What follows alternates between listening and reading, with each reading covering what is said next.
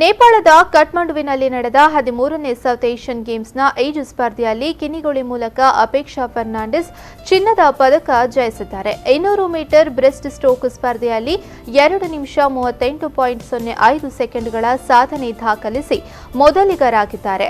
ಈ ಸ್ಪರ್ಧೆಯು ಡಿಸೆಂಬರ್ 1ರಂದು ಆರಂಭಗೊಂಡಿದ್ದು ಡಿಸೆಂಬರ್ 10ರವರೆಗೆ ನಡೆಯಲಿದೆ. ಇನ್ನು ನಾಳೆ ನಡೆಯಲಿರುವ 500 ಮೀಟರ್ ಬಟರ್ಫ್ಲೈ ಸ್ಟ್ರೋಕ್ನಲ್ಲೂ ಭಾರತಕ್ಕೆ ಚಿನ್ನದ ಪದಕವನ್ನು ಗೆಲ್ಲುವ ಭರವಸೆ ಹೊಂದಿದ್ದಾರೆ.